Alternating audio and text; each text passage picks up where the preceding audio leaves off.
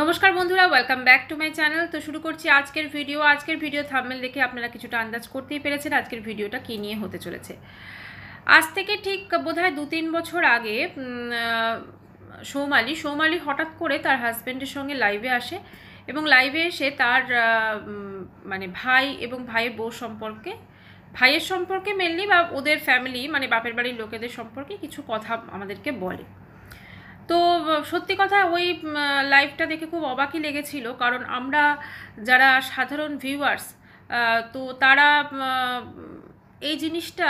মানে ভেবেছিলাম যে দুটো খুব সুন্দর একটা ফ্যামিলি, ওরা দুজনের মধ্যে খুব মানে মিলমিশ আছে। তো তারপরে দেখলাম যেই না ওরা করলো মানে সৌমালিরা,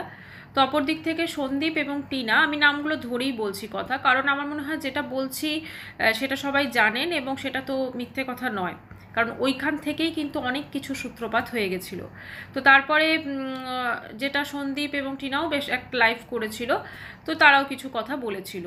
এবং সেটাতে অবশ্যই আমি সাপোর্ট করি, কারণ যখন ওইখান থেকে কথা এসেছে তাহলে এই দিক থেকেও যারা রয়েছেন এবং তাদেরও কিছু বলার অবশ্যই প্রয়োজন ছিল। এবং তখন ওদের যে চ্যানেলটা ছিল মানে সন্দীপটা যে সুন্দর যে গ্রামের ভিডিও দিত আগের যে চ্যানেলটা, তো সেইটা সোমালি বোধহয় তখন কি বন্ধ করে দিয়েছিল বা এরকম কিছু একটা ব্যাপার ছিল। এবং তখন আমরা জানতে পারি যে ওই চ্যানেলটা যেটা ছিল, যেটা টিনা সন্দীপ চালাতো, গ্রামের ভিডিও দিত, সেইখানে সম্পূর্ণ জিনিসটা নাকি সৌমালিরা মেনটেন করতো, মানে সমস্ত কিছু কমেন্টও নাকি করতে পারতো না ওরা, এরকম কিছু একটা ব্যাপার শুনেছিলাম। তো তারপর থেকে ওয়াইটিতে এই সংক্রান্ত বিষয় নিয়ে প্রচুর ভিডিওস আসতে থাকে, প্রচুর ভিডিওস আসতে থাকে এবং তখন থেকে বলা যেতে পারে এক প্রকার এই কন্ট্রোভার্সি যে ভিডিও বা এইগুলো কিন্তু শুরু হয়ে যায়। তার আগে কিন্তু আমার যতটা ধারণা অতটা ছিল না কন্ট্রোভার্সি ভিডিও। এবার যখনই একটা কন্ট্রোভার্সিমূলক ভিডিও হতো তখন সেখানে কিন্তু ভিউজটা অত্যন্ত বেশি আসতো। নর্মাল যারা ব্লগিং দিতেন তখন কিন্তু সেই ব্লগিংয়ে অতটা ভিউজ আসতো না। তখন অ্যাকচুয়ালি আমিও ব্লগ করতাম, তো সেই ব্লগিংয়ে কিন্তু অত ভিউজ আসতো না। মানে সারাদিন খেটে খুঁটে একটা ভিডিও করা এবং তারপরে গিয়ে সেখানে সমস্ত এডিটিং এবং সমস্ত কিছু করার পর, কারণ সেইখানে কোনো রকম কেচ্ছা বা কোনো রকম কিছু থাকতো না। তো সেই সময়তে মানুষজন, আমি যদি সন্দীপ এবং টিনার কথা বলি,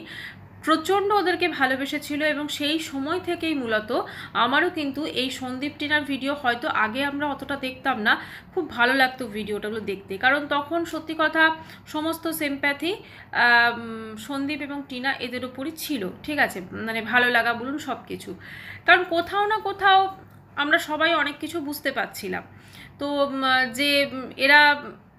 সত্যি যেটা বলার আর কি, এরা অনেক কষ্ট করে ভিডিও করতো, ভেতরে কি আছে না আছে সেটা তো আমরা কেউ জানি না, কিন্তু যেটুকু দেখেছিলাম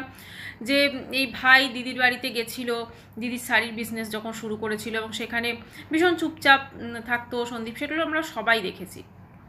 আর টিনা খুব মিষ্টি একটা মেয়ে, খুব সুন্দর একটা মেয়ে, সেও খুব সুন্দরভাবে ব্লগিং করতো। এবং তখন মনে আছে যখন সন্দীপ আর টিনার বোধহয় নতুন বিয়ে হয়েছিল, তখন ওই ব্যাঙ্গালোরে গেছিলো সন্দীপ, তো সেখানে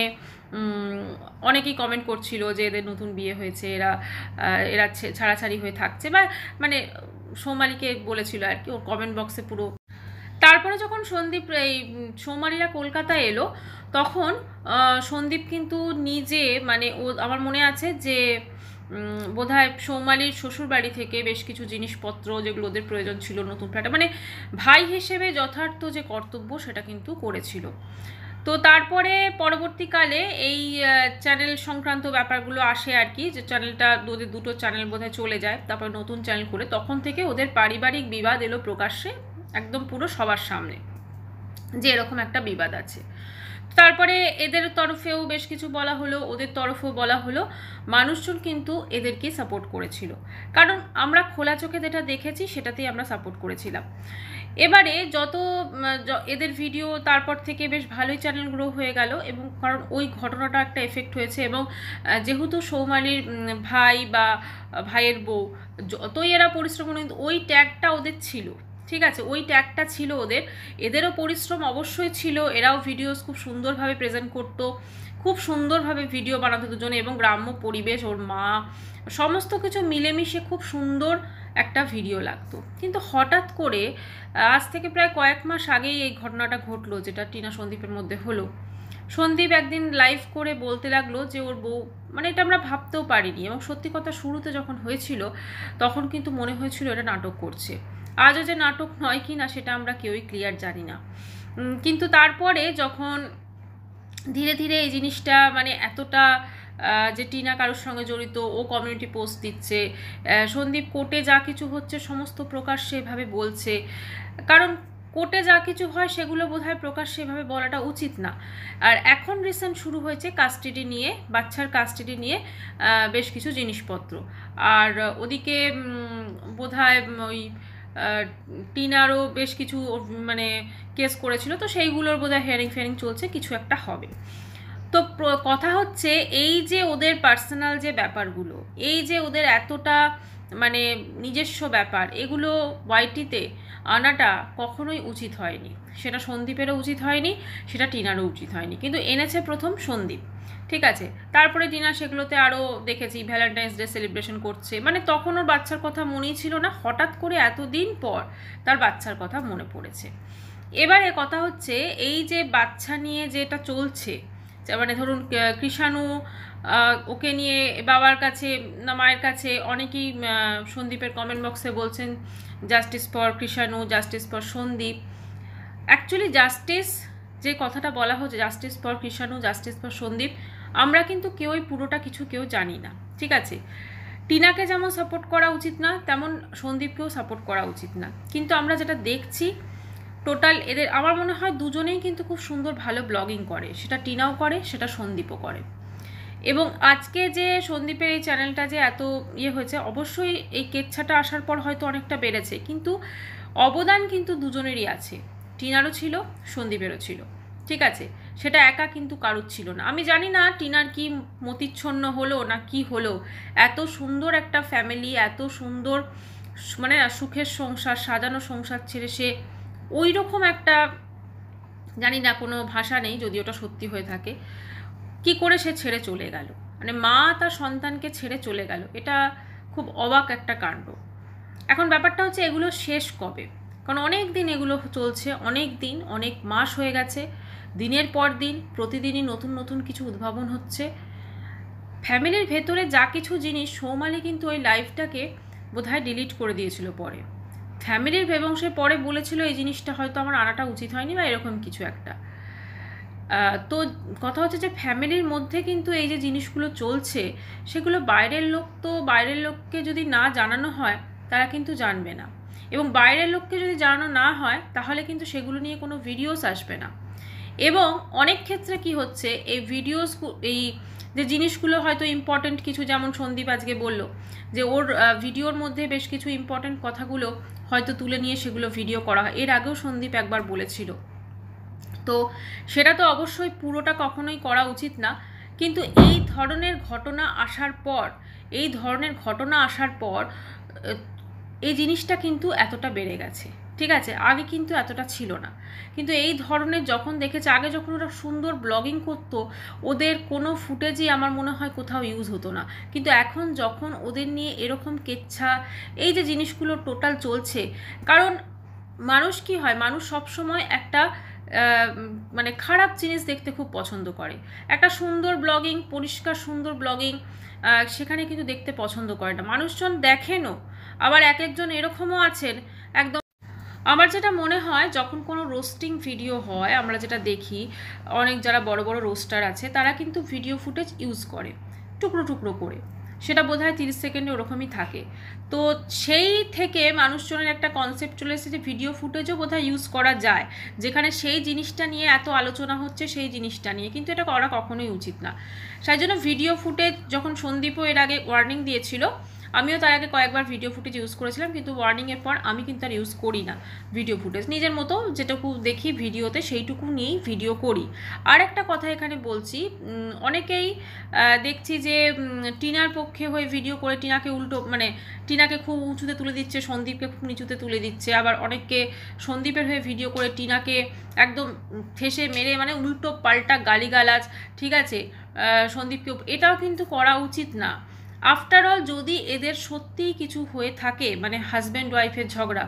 দেখুন সত্যি কথা বলতে কি এরকম ধরনের ঝগড়াঝাটি বা এরকম ধরনের কোর্ট কেস এগুলো আমাদের হয়তো সমাজে নতুন কিছু না, এরকম হয়েই থাকে, কিন্তু এদের ঘটনাটা যেহেতু প্রকাশ্যে এসছে সেজন্য মানুষজন জানতে পারছে, না হলে তো এগুলো নিয়ে কেউ অত কথাও বলে না, বা এইগুলো যখন চলে তখন যে তাদের ফ্যামিলির মধ্যে কী অবস্থা হয় সেটাও আমরা কিছু জানতে পারি না। এখন সব কিছু বাদ দিয়ে কৃষাণু যে আছে ওর ভবিষ্যৎটা দেখা উচিত। ওর ভবিষ্যতে যেমন বাবাকেও প্রয়োজন সেরকম মাকেও প্রয়োজন, তবে এটা অবশ্যই ঠিক করতে হবে যে মা যেন মানে কোনো রকমভাবে এই বাচ্চাকে যে কাছে পাওয়ার জন্য শুধুমাত্র যে সত্যিই ওর মানে ব্যথিত বা বাচ্চার জন্য সত্যিই ওর কষ্ট হচ্ছে, কারণ আগের দিন আমি ওর ভিডিওটা যেভাবে দেখলাম ব্লগিংটা, সেখানেও মনে হলো যে আগের মতোই ও নর্মাল লাইফে চলে এসেছে। একদিনই বোধহয় ওর জন্য কৃষাণুর জন্য কান্নাকাটি করতে দেখেছি বা কৃষাণুর কথা মনে করতে দেখেছি, এর আগে তো কখনো কৃষাণুর জন্য জামা কাপড়ও কিনতে দেখিনি। তো স্বাভাবিকভাবেই সন্দীপরা এখন একটা বাচ্চাকে সারাদিন সামলানো, কারণ যতই হোক একটা বাচ্চা অবশ্যই খুব, কিন্তু তাকে সামলানো, সমস্ত কিছু করা, স্কুল পড়াশোনা সব কিছু করা, সব কিছু কিন্তু খুব সুন্দরভাবে সামলাচ্ছে। এবং এই যে এরা তো সোশ্যাল মিডিয়ায় আছে,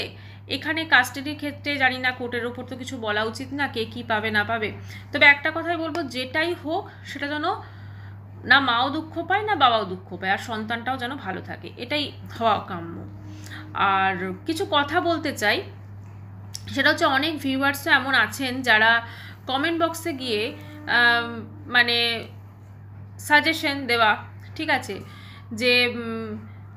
টিনাকে আর কোনোদিনও ঘরে তুলো না, বা সন্দীপ, মানে মোট কথা হচ্ছে ওদের কি করবে ওরা, সেটা তো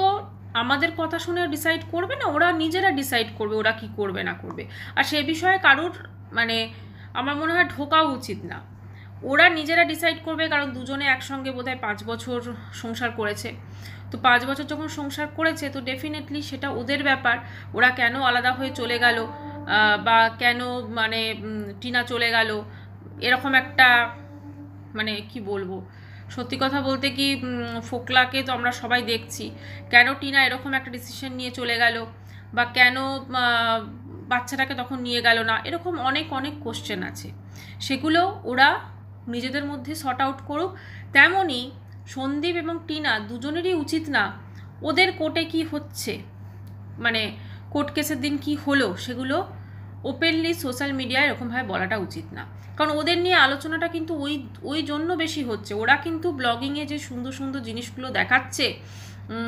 যে এখনও তো রান্নাবান্না দেখায় বা এখনও বাড়ি করেছে সেটা দেখায়, তার থেকেও বড় কথা এই জিনিসগুলো যখনই দেখায় না তখনই কিন্তু এইগুলো নিয়ে কিন্তু ফুটেজ হয়, আলাদা করে তো ব্লগিং থেকে কেউ ফুটেজ দেয় না, কোনো ব্লগ হয়তো